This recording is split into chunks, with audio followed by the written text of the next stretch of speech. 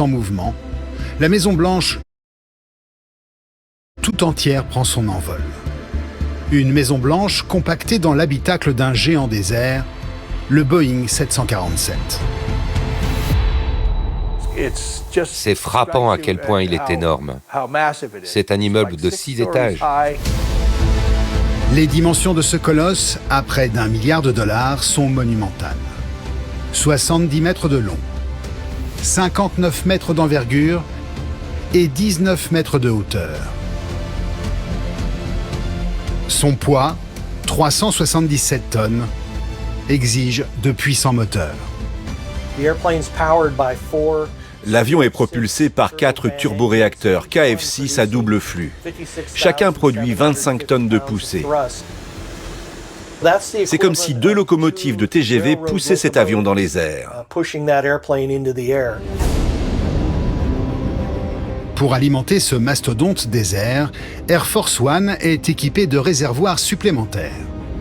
203 000 litres de kérosène sont embarqués à chaque vol. De quoi assurer à l'appareil un rayon d'action de 12 500 km. C'est 1600 de plus qu'un 747 ordinaire. De Washington à Bagdad ou de Washington à Tokyo, partout où le président doit aller, Air Force One peut l'y emmener. Le Pentagone dit même que l'avion a une autonomie illimitée. Sur le nez, un système permet de le ravitailler en vol.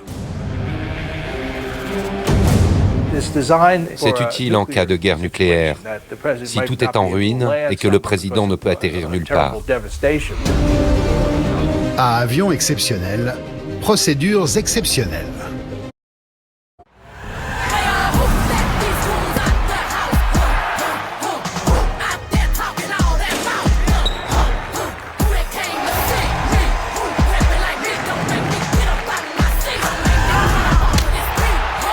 À commencer par l'embarquement.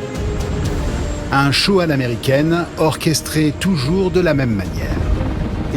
L'hélicoptère présidentiel arrive sur la pelouse sud de la Maison-Blanche. Le président sort alors de la Maison-Blanche devant les caméras.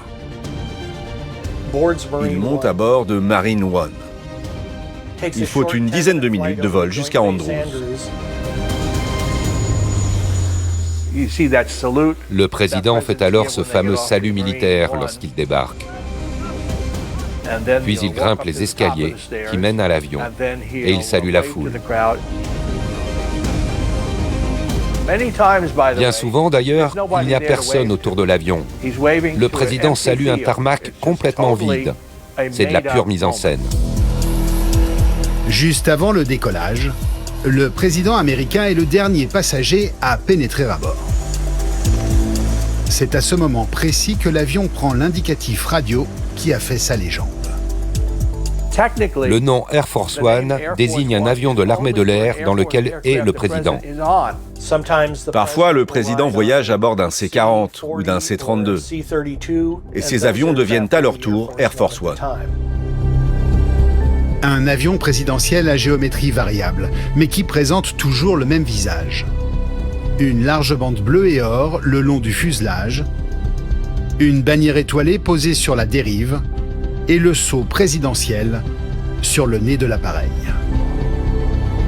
Un look unique, tout droit hérité de l'ère Kennedy. Avant Kennedy, Air Force One avait un design très militaire, très ordinaire, avec du métal poli et des reflets orange brillants. Ce n'était pas très attrayant et surtout ce n'était pas à la hauteur d'un président.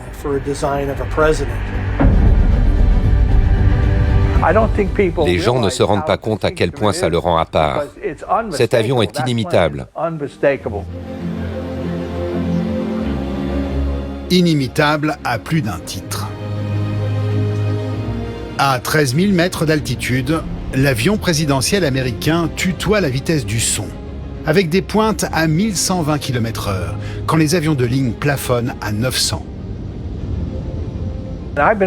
Je me souviens de trajets où l'avion est allé très très vite, au point qu'on pouvait le sentir trembler.